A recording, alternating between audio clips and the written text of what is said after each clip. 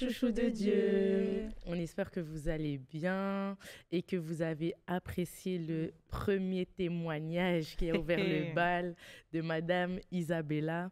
En tout cas, franchement, nous, on a été bénis par son témoignage. On espère que vous aussi, vous avez été bénis par son témoignage et que cela a pu en toucher plus d'un, a pu fortifier, etc. Aujourd'hui, on a une nouvelle invitée. Yes. Madame, elle va se présenter elle-même. Mais j'aimerais d'abord dire quelque chose avant qu'elle se présente. Hein? Sachez que elle et moi, on se connaît du monde. Mais du monde, hein? Pas le monde vite fait, le bien monde. Le monde. Et aujourd'hui, regardez comment Dieu, il est grand. On est là autour d'une table pour partager son témoignage. Je ne sais pas si vous vous rendez compte de la grandeur de Dieu. Donc, c'est vraiment... Nous, on a un témoignage commun du monde à Christ. C'est ça. Mais aujourd'hui, c'est elle qui va raconter son témoignage. Et franchement, écoutez jusqu'au bout. Parce que moi, quand elle m'a raconté, les gars, dinguerie. Dinguerie. Dinguerie. Je ne savais pas quoi dire. Non, c'est de la folie. En fait, Dieu, il agit vraiment, mais comme il veut. Et tu te dis, waouh, c'est vraiment époustouflant.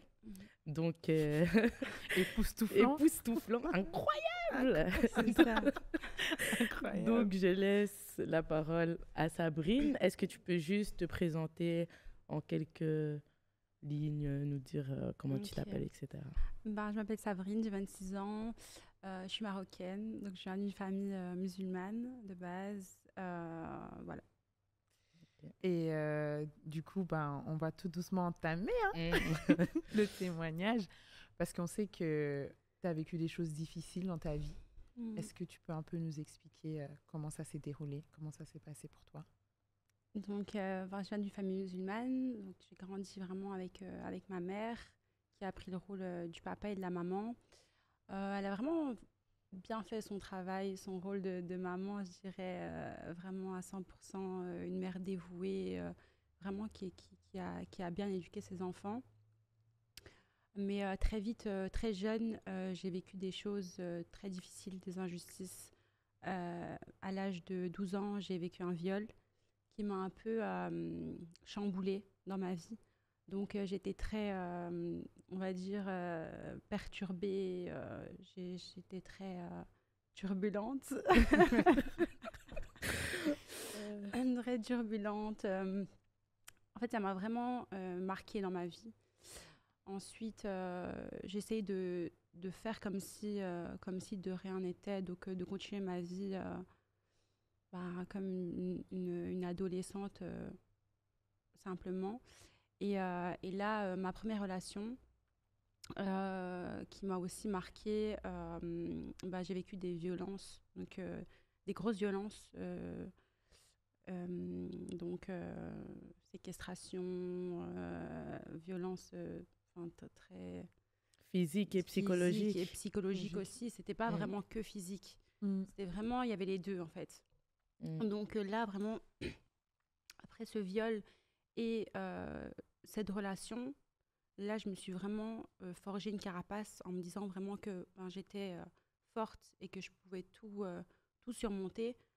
Surtout que j'avais vu ma maman vraiment, en fait, être une femme seule et dévouée et vraiment tout surmonter, en fait, et vraiment avoir cette force de se dire, on peut vraiment tout vivre et c'est OK. Et là, à ce moment-là, donc je vais vivre seule, je prends mon indépendance. Après la relation? Après la relation. T'es restée combien de temps avec 2 ans et demi à peu près. Et donc, vraiment, un jour, donc, je me retrouve à l'hôpital suite à cette relation. Je me retrouve à l'hôpital vraiment avec des bleus sur le corps, des fractures de ligaments, etc. Wow. Donc, je me dis, mais là, va falloir que tu trouves une solution, va falloir que tu saches quoi dire à ta famille, etc. Et à ce moment-là, je prends la décision d'aller habiter seule. Donc, à ce moment-là, j'ai que 18 ans, 19 ans à peu près. Et là, donc, je prends mon indépendance et donc, je commence à vivre, en fait, à vivre La ma vie. vie. C'est là où vous avez vécu le monde, Ouais, comme c'est on là le qu'on a dit. vécu le Des monde. choses incroyables. Hein. C'est ça, Alors c'est là. ça. Et là, donc, vraiment, je me dis que euh, Dieu existe. Donc, j'ai foi en Dieu, vraiment, parce que j'ai grandi dans une famille musulmane, donc avec ma grand-mère, de qui j'étais très, très, très proche, qui me vraiment me parlait de la religion. Donc j'avais cette conviction dans mon cœur que Dieu existe et que vraiment j'ai foi en lui. Ok, je me disais, je suis une très bonne personne, je fais de mal à personne. Vraiment, j'avais toujours ce bon cœur, malgré que les hommes avaient fait du mal depuis mon plus jeune âge. Mais vraiment, j'essayais vraiment de rester cette bonne personne, donc de me dire que Dieu existe, mais on n'a pas vraiment besoin de lui pour vivre, en fait, simplement. On peut y croire, mais que notre vie peut continuer sans vraiment... Sans avoir besoin de lui, sans avoir quoi. besoin de lui. En étant dans ton Donc, c'est ça. indépendance. Donc, je suis dans le monde, je vis ma vie, hein, je vis ma vie, je vis ma best life. Ça, je travaillais, toujours été indépendante, donc vraiment, je travaillais énormément. Et là, je commence à voyager, vivre ma vie d'aloca. Et voilà, donc simplement, ça continue comme ça. Je voulais juste revenir sur un truc. Du coup, en vrai, t'as pas eu de papa, c'est ça? Enfin, t'as pas grandi, pardon, avec ton papa. Ouais, j'ai pas grandi. T'as subi un viol. T'as eu, une ou des relations avec des garçons qui n'ont pas été des plus belles. C'est ça. Donc, ça t'a... Est-ce que ça t'a mis quand même... Enfin, ça t'a créé quelque chose par rapport au rapport aux hommes? Oui. Bah, j'avais vraiment... je me disais que j'avais pas besoin d'hommes dans ma vie. Donc, vraiment, je me disais que j'avais pas besoin d'eux. Et j'avais un peu une haine envers eux, en fait. Vraiment, je parlais avec des garçons. Mais c'est comme si pour moi, ça n'allait pas aboutir dans tous les cas parce que dans tous les cas, c'était des mauvaises personnes. Parce que vraiment, j'avais vraiment une mauvaise image de l'homme en question. Et j'ai eu des relations sérieuses, bien évidemment. Mais ça n'a pas abouti parce que voilà, j'avais pas confiance en l'homme. Et je me disais que de toute façon, il était mauvais. Et qu'il faisait que du mal autour de lui. Donc, Et du coup, après avoir vécu ta life, je suppose que comme nous toutes, on a ce point d'ascenseur où nous toutes, on est là, ouais, independent woman et tout, on vit notre vie. Ouais, c'est ça. Et puis, il y a un moment où on en a juste marre, en fait. Donc, comment ça s'est passé pour toi? Et à quel moment, du coup, Dieu s'est révélé à toi? Donc, j'ai eu une relation avec quelqu'un de connu. C'est bien, raconte ce témoignage avec les sourires. Ouais, c'est ça, heureusement. Vraiment. J'ai eu une relation avec quelqu'un de connu. Et en fait, vraiment, cette personne, au début, m'a vraiment montré une bonne image de lui. Et petit à petit, dans la relation, j'ai vu des choses qui m'ont vraiment troublée et bouleversée, vraiment. Des histoires de sorcellerie. Quand tu dis sorcellerie, c'est quoi? T'as vu ou t'avais l'impression? Oui, parce Non, que c'est là. j'ai vu. Puis en fait, on est venu me dire, on m'a montré des preuves, etc. Et puis après, j'ai essayé de voir de moi-même et j'ai vu des choses. J'ai vécu les choses. Donc vraiment, j'ai vu. Puis c'était vraiment drogue, alcool, sorcellerie, vraiment tout ce qu'il y a de plus horrible, quoi. Donc vraiment, moi, c'est vrai que je vivais ma vie, etc., mais j'étais pas habituée à ce point-là, ouais. à tout ça. Donc vraiment, j'ai eu un choc. Et là, je suis vraiment rentrée dans une dépression. Donc à ce moment-là, j'ai décidé de quitter la personne, bien évidemment. Et là, je suis vraiment rentrée dans une dépression où je me suis dit que je peux pas vivre dans le monde, que c'est pas pour moi, déjà, que tout ça, c'était j'arrivais pas à y croire, en fait, de me dire que c'était réel, vraiment, ce que j'avais vu et ce que j'avais entendu. Vraiment, je me disais qu'on pouvait pas parvenir à faire des choses pareilles pour la gloire et pour... Donc, vraiment, j'avais du mal avec tout ça. Et donc, vraiment, à ce moment-là, je suis revenue habiter à Bruxelles parce que j'étais à Paris à ce moment-là, du coup. Ah, t'étais partie C'est ça. Ouais, t'installer avec à cette Paris. personne. Ouais. Okay. Et donc, Et donc là, je reviens à Bruxelles et je vis une dépression. Et là, je me dis que Dieu existe peut-être, enfin, qu'il existe, ça j'en étais persuadée, mais qu'il fallait peut-être l'invoquer pour qu'il puisse, du coup, apaiser mon cœur et me donner la paix que j'avais besoin. Parce que vraiment, j'étais pas du tout heureuse. Et à ce moment-là, donc, je commence donc à prier sincèrement. Mais moi, j'étais musulmane, du coup, je priais vraiment selon ce qu'on t'avait appris, selon ce qu'on m'avait appris et enseigné. Et là, au bout d'un moment, après quelques mois, je me rends compte que je suis pas heureuse et que j'ai pas la paix que j'ai demandé, du coup, que j'ai pas la paix que j'ai demandé.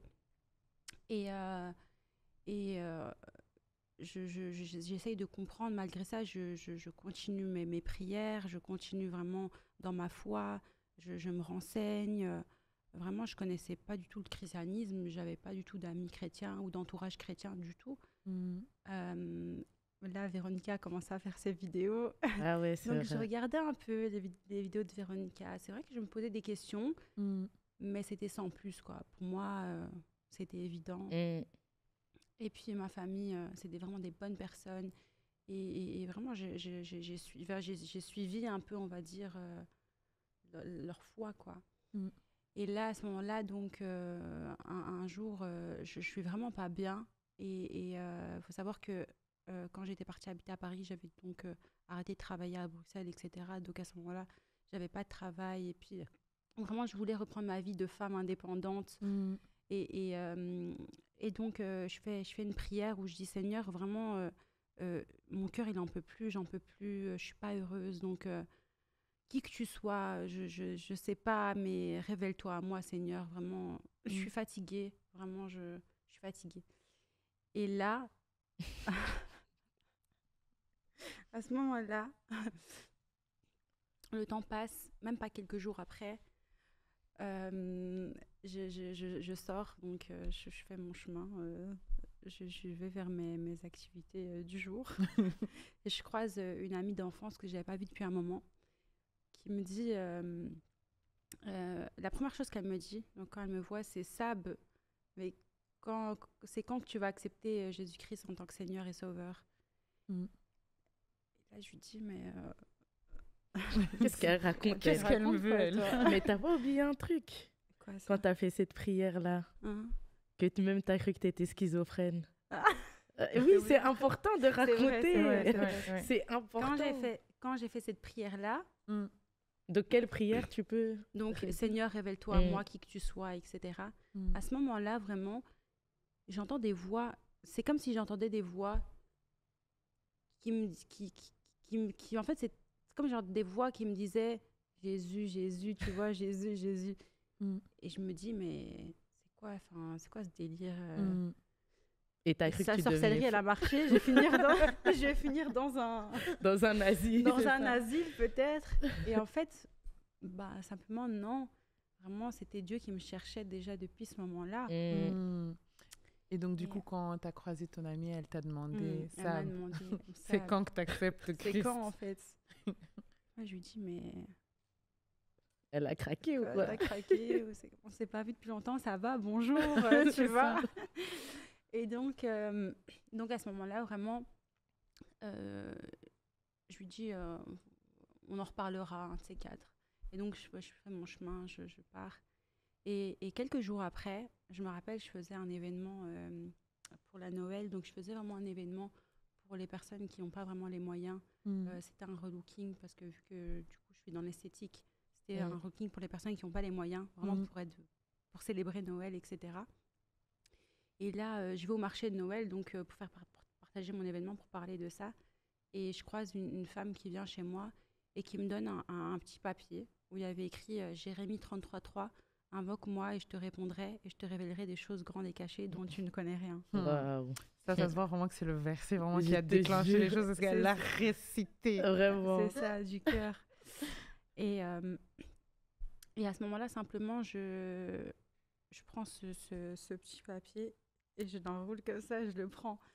Mais je reste troublée quand même. Je me dis, bon, ça fait beaucoup quand même. C'est vrai que Là, il va falloir un peu réviser le dossier. Et donc, je rentre chez moi. Et après quelques temps, quelques moments, je continue donc mes prières, bien évidemment. Je continue mes prières, je continue dans ma foi. Et là, un jour, je me réveille et j'ai cette ferme conviction que vraiment, je veux accepter Jésus-Christ en tant que Seigneur et Sauveur. Et je décide d'appeler cette amie que j'avais croisée. Et donc, elle me met en contact avec son pasteur. Petit à petit, je le vois, on commence à parler, etc. C'est un jour comme ça, tu t'es réveillée, tu te dis, Ouais. il s'est rien passé. Enfin, après le Jérémie 33:3. Donc, j'avais reçu une lettre dans ma boîte aux lettres qui m'était vraiment dédiée à moi. Et dans cette lettre, elle me parlait de Dieu et elle indiquait un verset biblique dedans où elle disait que vraiment, il y a des jours difficiles, mais dans la Bible, il est dit que Dieu est sauveur, etc. Et c'est vrai que cette lettre, elle m'a troublée. Et j'avais contacté cette personne juste après. Et j'avais discuté avec elle. Et elle m'avait dit que vraiment, elle avait posé ça dans ma boîte aux lettres parce qu'elle avait eu une intuition qu'il fallait poser ça. C'est une dinguerie. Hein. Ouais. Martha, elle s'appelait cette femme. Et franchement, ça m'avait troublée, c'est vrai. C'est vrai que ça fait partie. Ouais. Ça en fait partie. C'est parce que c'est comme ça, en fait, que... Mais on va dire que j'étais vraiment touchée avant ça. Donc, c'est pour ça que cette lettre, c'est vrai que... Elle t'a particulièrement... Mais Dieu, genre, elle, quand tu regardes, Dieu, il s'est quand même révélé d'abord à elle-même, toute seule, tu vois, sans que personne ne puisse venir, entre guillemets, lui mettre des idées dans la tête, tu vois. Puis chez sa copine, quand elle a été récupérer son colis Bipost, je te jure. Puis au marché de Noël, et puis cette lettre, tu vois. Donc, tu vois, en fait, quand t'entends, tu vois vraiment que Dieu la cherche. C'est ça. Tu vois, elle a dit, Seigneur, qui que tu sois, révèle-toi à moi. Mais il se révèle là, tu vois, et tu vois vraiment en fait les étapes, tu vois. C'est pour ça que je dis, c'est important entre guillemets qu'elle dise bien tout pour que les gens comprennent que non, elle est pas folle, tu vois. C'est pas du jour au lendemain comme ça, tu vois. Non, c'est vrai que c'est pas du jour au lendemain. Et donc voilà, je reçois cette lettre. Et à ce moment-là, donc je fais cette fameuse prière. Et puis ensuite, je parle avec le pasteur de mon ami qui m'a vraiment beaucoup aidée parce que c'était vraiment une période difficile en fait dans ma vie. Donc il m'a vraiment beaucoup aidée. Il m'a parlé de la Bible. On a été parti chercher une Bible aussi. Et au début, je me dis, ah ouais, c'est bien, j'ai une Bible et tout, tu vois. Mais j'avais pas cette relation, pas trop comment... Et en fait, moi, dans ma vie, donc vraiment, comme je suis partie habiter très tôt toute seule, et j'étais vraiment une personne très solitaire, donc j'étais vraiment beaucoup seule. Et c'est vrai que quand t'es seule, t'essayes un peu de chercher des amis dans le monde, des amis, des relations, même des personnes avec qui parler, etc. Parce que t'es seule, donc t'as le besoin vraiment de parler constamment avec des gens, etc. Et donc vraiment quand au début de ma conversion, on me disait mais le christianisme c'est pas une religion, c'est une relation. Et là je commençais à me dire c'est vrai que quand tu entretiens une relation avec Dieu et que tu pries ton Seigneur, c'est fort quoi. Et j'ai commencé à ça. Et petit à petit, mon cœur était vraiment comblé, dans le sens où j'avais plus besoin d'amis, j'avais plus besoin de parler avec quelqu'un constamment. Je me sentais vraiment dans la présence de Dieu et je sentais qu'il était avec moi et que j'étais plus seule en fait. Et vraiment, c'est ça qui t'a donné la paix. C'est ça, exactement, qui m'a donné la paix dans mon cœur.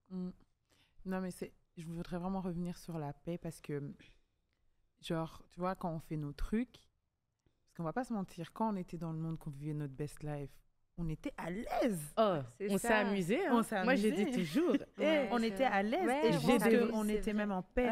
Donc, je veux vraiment que mettre l'accent sur la paix parce que La paix, c'est non. pas la paix de Tu trouves Dieu. qu'on était en paix? On Dans était le pas en monde, on paix. n'était pas Non. en paix, On était meuf. pas en paix. Justement, moi je trouve que Véronique, quand ouais. je dis qu'on était en paix dans le monde, c'est dans le sens où t'étais pas troublé quand t'étais pas mal à l'aise quand par exemple tu faisais certaines bêtises. T'étais vrai. tranquille. On va pas se mentir. Au départ, en tout cas, t'es tranquille dans ce que tu fais. Et après, bien évidemment, parce que les choses s'accumulent et parce que tu es une enfant de Dieu, que Dieu te cherche, ça commence à titiller. Mais au départ, quand par exemple, la première fois, rappelle-toi de la première fois que tu as été en boîte. Je te dis la vérité, Tu vois? moi, non. Moi, depuis... En fait, moi, comme je n'ai jamais été une fille de boîte, Mm. tu vois, ça, en c'est fait, ça. comme ça... Attends, comme- même pas le boîte, rien que le fait de forniquer. Mais justement, tu vois, moi, comme je n'ai jamais été une fille de boîte, je n'ai pas été une meuf qui fornique avec plusieurs C'est gars. ça, Tu vois? pareil, ouais. Donc moi, même au début, quand je le faisais, ma conscience, j'étais pas T'es pas tranquille dès le c'est ça, début. bien sûr. C'est juste que je restais là-dedans parce que comme elle a dit, on est indépendante et t'as pas l'habitude de dépendre de quelqu'un. Et en vrai, quand tu acceptes Dieu, Jésus, tu dois dépendre de lui. Mais nous, on est des personnes indépendantes. Et aussi, faut pas oublier que les personnes qui nous ont le plus fait du mal, c'est des hommes. Et parfois, on a tendance à associer Dieu, vu qu'on l'appelle papa, à un homme. Ouais. C'est ça. Or que c'est pas un homme chair humaine, tu Ouais, vois. ouais, ouais. C'est notre papa qui est responsable, qui lui ne va jamais nous faire du mal et tout. C'est pour ça que on s'est amusé, oui. Ouais. Moi, le dur, pareil. Le dur, je disais, hein, et Ouais. moi, parfois, quand je tombe sur des vidéos TikTok C'est vrai, On on en s'est parle vraiment beaucoup. beaucoup en amusé, boîte, je quoi. souris. Mais parce Ouais, que c'est ça me ça. rappelle des bons Moi aussi. souvenirs. Et je vais pas mentir. Ouais. Mais dire que j'avais la paix, non. C'est ça. J'avais pas la paix. Tu sais que- Et depuis le début. Ouais. Nous, ce qu'on faisait, on voulait sortir qu'entre filles. Donc, on cotisait pour vraiment sortir qu'entre nous et ne pas être avec des hommes. Donc, on prenait notre Je sais carré pas. VIP. Je sais pas et pour qui on se sortait- prenait. hein. on se prenait, ouais, je sais pas pour Ouais. qui on se prenait.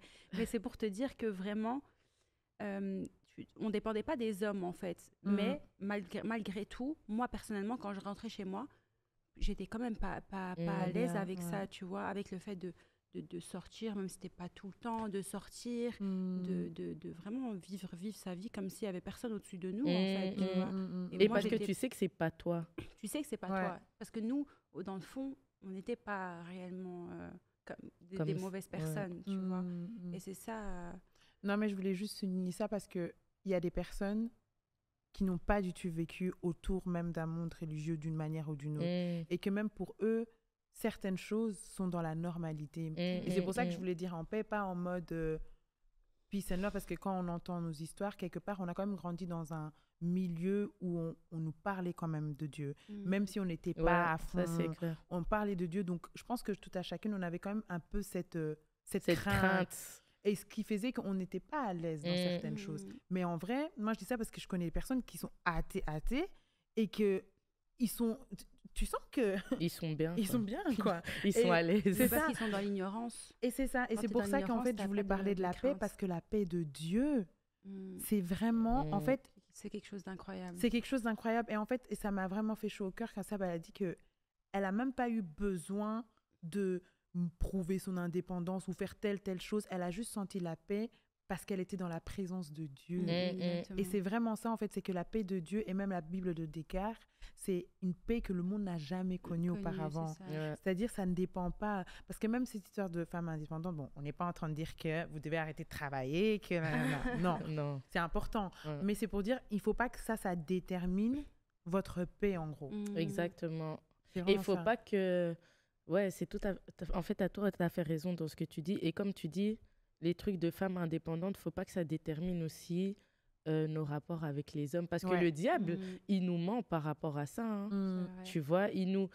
En fait, quand tu as eu des mauvaises expériences avec les hommes, le diable, il va te mettre en tête, t'es mieux sans homme. Un homme ne te T'es mieux sert à sans rien. personne T'es aussi, mieux sans... dans la solitude. C'est ça. Et Ouais, l'autre jour, c'est j'ai vrai. vu une vidéo C'est ça. d'une femme qui disait vous vous rendez pas compte que juste avec de l'amour, et même dans la Bible, ce qui ressort le plus, c'est l'amour. hein. Ouais, bah oui. Il y avait une femme, et je pense même pas qu'elle parlait de religion, elle. hein. C'était vraiment le sentiment d'amour. Elle Ouais. disait une personne qui vous donne de l'amour tous les jours, comment elle peut vous propulser. Ouais, c'est vrai. Donc imagine, toi, tu es un homme ou tu es une femme, et tu as une personne à tes côtés, elle te donne cet amour-là. C'est ça, exactement. Elle va, en fait, ça peut t'amener, tu vois, C'est Ça peut te propulser dans ta destinée, dans, en fait. C'est ça. dans C'est des ça. trucs que C'est vraiment ça. sans amour, T'aurais t'allais pas pas eu. atteindre, en Et fait. c'est pour ça que, justement, si déjà un homme ou une femme, en te donnant cet amour, elle peut t'emmener loin, maintenant, imagine juste l'amour de Dieu.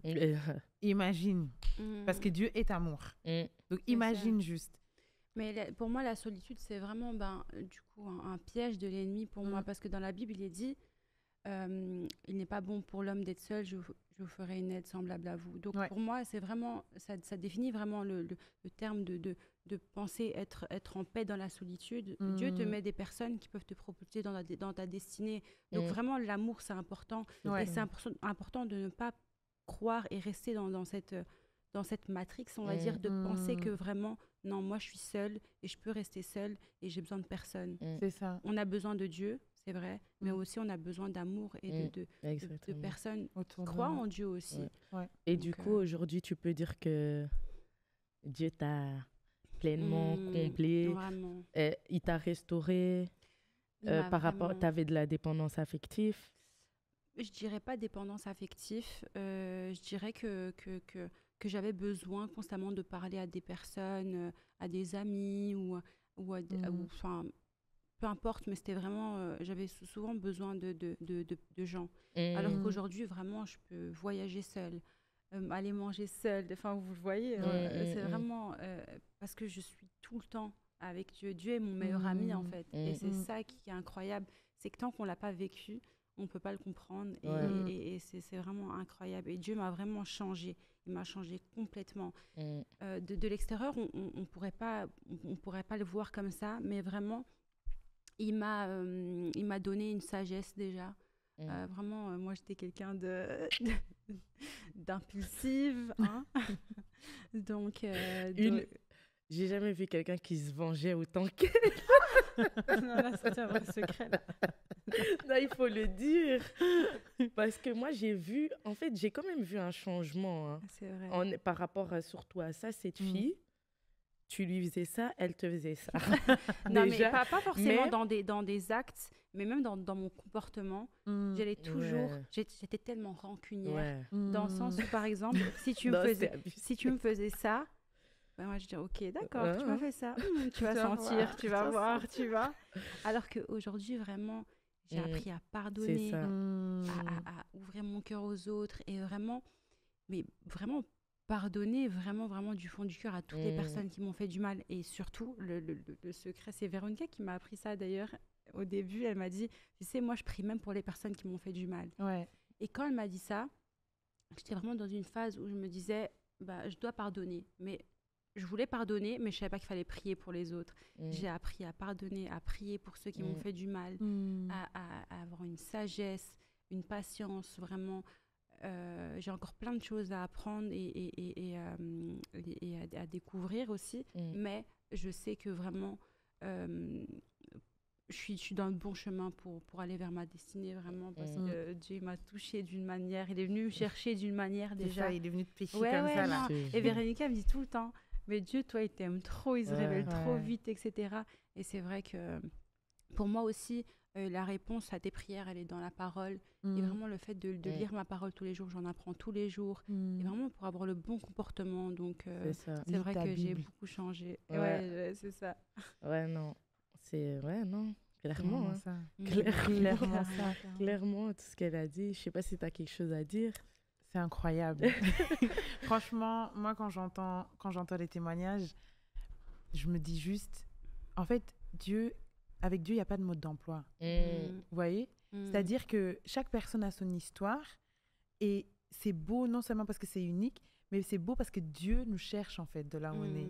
Vous voyez ? Parce que autant il y a des personnes qui sont nées dans des familles chrétiennes, pastorales, peu importe, que les gens peuvent un peu se dire, c'est normal qu'il soit chrétien, parce que son père est pasteur, son père est diacre, nanana. Mais il y a des personnes que Dieu va chercher au fin fond là-bas. Parfois, quand moi je repense à mon histoire, je me dis, mais moi, de base, j'étais d'Allemagne. Qu'est-ce que je fais à Bruxelles là, dans un podcast là ? C'est tu vois ce que je veux dire ? ça. Donc, en fait, franchement, Dieu, il cherche les gens de loin. Et en fait, c'est la preuve qu'il n'y a pas de barrière pour Dieu. Et quand tu es élu de Dieu qui t'a choisi, c'est comme ça, tu peux tout faire. tu pourras pas aller à l'encontre. Donc, vraiment, c'est beau. Ouais. Hier, je suis tombée sur un verset et d'ailleurs, ça m'a fait pleurer et c'était Dieu qui me parlait directement. J'ai surligné tout le verset, mais je vais vous dire juste enfin, j'ai surligné tout le chapitre parce que tout le chapitre me parlait, mais je vais vous dire, pardon, juste un petit extrait que j'ai retenu et qui m'est revenu en tête quand Sabrine ou toi parlais, je sais plus. C'était que Dieu disait dans la Bible, donc ça disait, je vous ai lâché pendant un moment parce que vous ne m'écoutiez pas, quelque chose comme ça. Mais aujourd'hui, je suis revenue vous rechercher.